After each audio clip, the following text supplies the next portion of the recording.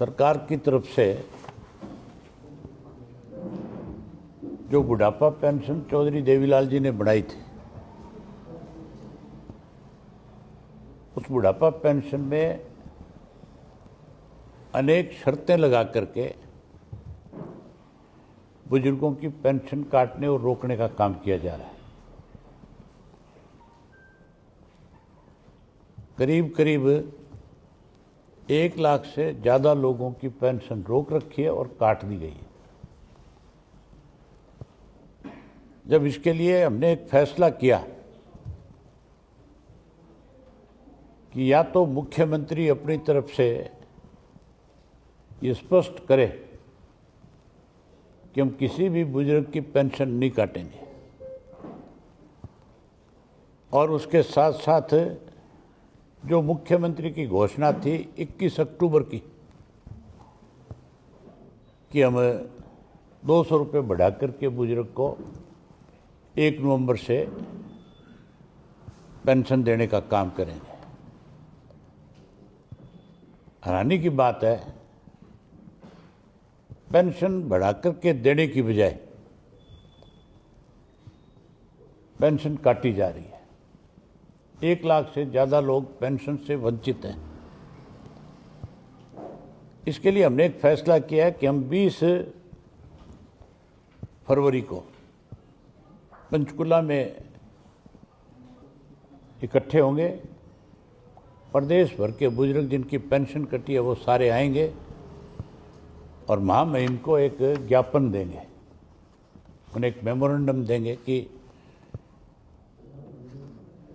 Pension बहाल की जाए और 3200 रुपये के हिसाब से पेंशन दी जाए। उसके ऊपर मुख्यमंत्री अपनी तरफ से कल सफाई दे रहे थे, गोलमाल बातें करके कहीं ना कहीं अपने आप को इस बात से बचाना चाहते थे। मुख्यमंत्री अपनी कई भी बात को प्रेस के सामने रख के बताने की बजाय कि मैंने 21 अक्टूबर को पब्लिकली ये अनाउंस किया था कि मैं 1 नवंबर से पेंशन बढ़ाऊंगा, ये मेरे से भूल होगी, अपने उस झूठ और भूल को सुधारने की बजाय एक नई कहानी सुनानी शुरू कर रहा है। कल प्रेस में बता रहा था कि किस किस के राज में कितनी कितनी पेंशन बढ़ी, किस किस के राज में कौन कौन सी कैप लगी। तो मैं मुख्यमंत्री से आपके माध्यम से पूछना चाहता हूं कि आपने कल फिर प्रेस के सामने एक बड़ा झूठ बोलने का काम किया। कल फिर आपके बीच में ये बात कही गई कि चौटाला साहब के राज के अंदर कैप लगाए गए, जबकि हमारी गवर्नमेंट के दौरान कोई भी इस किस्म का नोटिफिकेशन जारी नहीं हुआ कि जिससे कोई बुजुर्ग की पेंशन पे कैप लगे या उसकी पेंशन बढ़ने में कोई रुकावट पैदा हो। मैं आपको डिटेल से बता देता हूँ। 24 जुलाई सन 1987 को चौधरी देवीलाल जी ने पेंशन शुरू करी थी 100 रुपया माहवार। उस वक़्त अफसरों ने चौधरी साहब को ये समझाने की कोशिश करी कि जिसके घर में कोई नौकरी लगा हुआ है या जिसकी इतनी इनकम है या कोई इंडस्ट्रिस्ट है, ऐसे लोगों को जो टैक्स पे करता है, ऐसे लोगों को पेंशन नहीं दी जाए। तो देवीलाल ने कहा कि ये सम्मान पेंशन है, हर आदमी का अधिकार है। जिसकी उम्र 65 वर्ष होगी, उस वक़्त में 65 वर्ष पेंशन की सीमा रखी गई थी, आयु सीमा जो है, और 100 रुपया माहवार पेंशन दी गई थी, सबको मिली थी। उसके बाद 92 में कांग्रेस की सरकार बन गई, चौधरी भजनलाल मुख्यमंत्री बने। उन्होंने एक शर्त लगा दी, 2 शर्तें। पहली शर्त लगाई कि जिसके पास 4 एकड़ से ज़्यादा ज़मीन है उसको पेंशन नहीं मिलेगी। दूसरी लगाई कि जिसकी सालाना 10,000 रुपया आय है, इनकम है, उसको नहीं मिलेगी। इसका हमारी पार्टी ने हाउस में विरोध किया था, बाहर भी विरोध किया। वो भी इस बात को लागू नहीं कर सके, उन्होंने नोटिफिकेशन जारी कर दिया था। उसके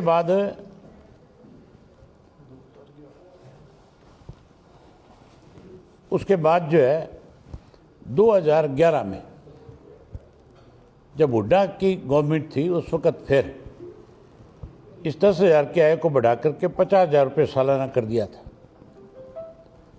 और फिर इसको 10,000 से बढ़ा करके 50,000 से बढ़ा करके 2 लाख कर दिया था। उन्होंने भी इस पर शर्तें रखी थी, उन शर्तों के साथ बुजुर्गों की पेंशन काटी जा रही थी। हमारी सरकार के दौरान पेंशन कटी नहीं, हमने पेंशन बढ़ाई थी, 100 रुपये से 300 रुपये करी थी, 5 वर्ष में 3 गुना बढ़ा दी। कांग्रेस के राज में 10 साल के राज में 3 गुना बढ़ोतरी हुई, 1,000 रुपये अभी 300 की। और जो बीजेपी वाले कह रहे हैं कि हमने पेंशन बढ़ाई है, इनसे पूछने वाला हो कि तुमने 11 साल में 3 गुना बढ़ाई है। लोगों ने हमारे ऊपर विश्वास भरोसा जताया, 2029 में अगर हमारी सरकार बनाई तो हम इस पेंशन को पहले ही झटके में डबल कर देंगे। बुजुर्गों की जितनी पेंशन होगी उसकी 2 गुना करके देने का काम करेंगे।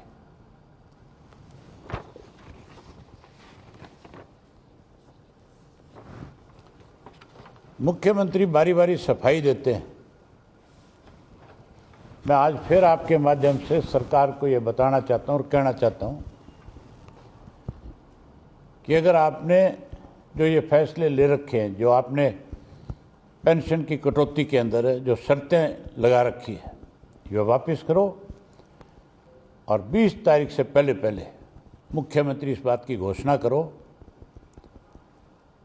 कि हम 3200 रुपये के हिसाब से हर बुजुर्ग को जिसकी आयु 100 वर्ष होगी, किसी भी किस्म की शर्त लगाए बिना उसको उसकी पेंशन देने का काम करें। अगर पेंशन नहीं काटी गई है तो फिर आज गांव-गांव के अंदर ये अनाउंसमेंट क्यों कराई जा रही है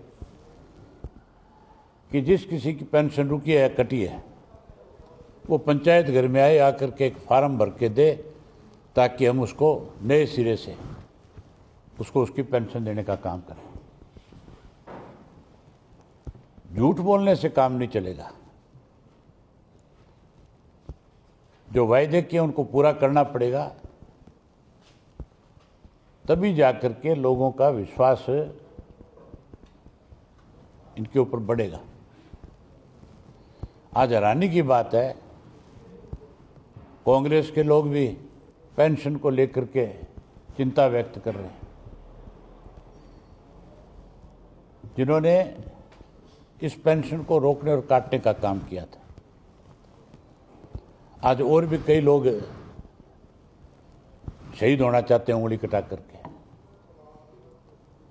इंडियन नेशनल लोकदल पार्टी जो है वो चौधरी देवीलाल की नीतियों को आगे बढ़ाने वाली पार्टी है।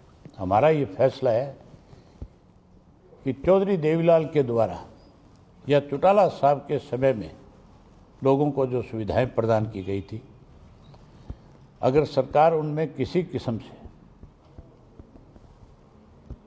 कोई कट लगाने की कोशिश करेगी, कोई भेदभाव करने की कोशिश करेगी, तो इंडियन नेशनल लोकदल पार्टी उसे बर्दाश्त नहीं करेगी। उसके लिए आंदोलन करेगी, लड़ाई लड़ेगी, सड़कों पे आएगी और सरकार को फिर से वो सारी सुविधाएं देने के लिए मजबूर करेगी।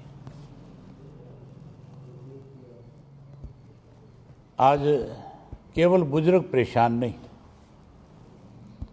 आज हर वर्ग के लोग दुखी और परेशान हैं। नया बजट आ रहा है, उस बजट में आप देखना, पहले तो 3,56,000 करोड़ रुपए का कर्जा था। अब की बार वो कर्ज जो है 4 लाख क्रॉस कर जाएगा। कर्जे पे कर्जा सरकार ले रही है, लेकिन लोगों को सुविधाएं देने की बजाय उन्हें परेशान कर रही है। आज सरकारी जो नौकरी है, हर डिपार्टमेंट के अंदर 50-60% तक भी आज कर्मचारियों की कमी है। घोषणाएं रोज नई नई है, लेकिन उन पे अमल नहीं है।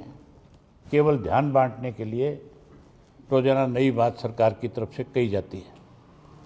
कृष्ण बेदी का एक बयान था, वो भी मैं देख रहा था कल। वो भी मजाक उड़ा रहा था बुजुर्गों का पेंशन को लेकर के। उससे पूछने वाला हो,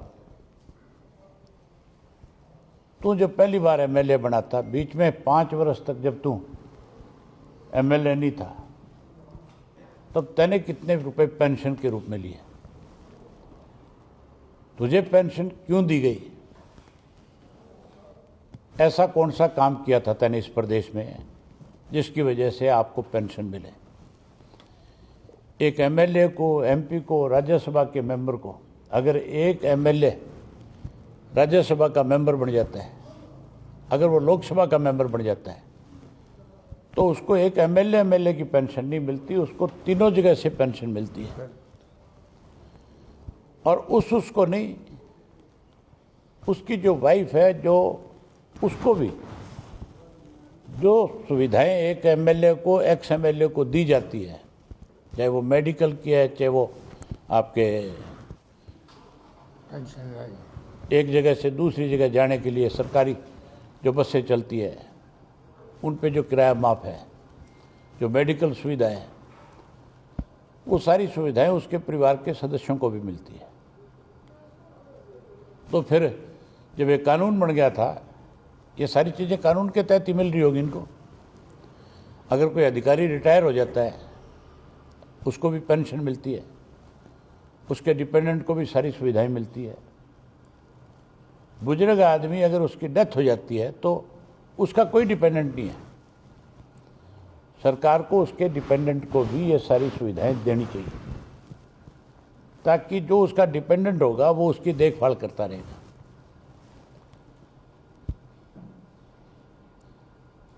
हमारे दोनों विधायक इस बार इस बुढ़ापा पेंशन को लेकर के सेशन शुरू होते ही सबसे पहले इस मुद्दे को उठाएंगे और इस मुद्दे पे मुख्यमंत्री को कहेंगे कि भी आप अपना स्पष्टीकरण दो, अपना जवाब दो, बताओ कि पेंशन जो है वो कौन लोग उसके हकदार हैं, उसमें क्या क्या शर्तें आपने लगा रखी है, और शर्तें लगाई है तो उसके पीछे कारण क्या है। हम इस लड़ाई को बहुत आगे तक लेकर के जाएंगे। बुजुर्गों को जो सम्मान पेंशन चौधरी देवीलाल ने दी, वो किसी कीमत पे कटने नहीं देंगे। हर हालत में उनको उनका हक दिला करके रहें।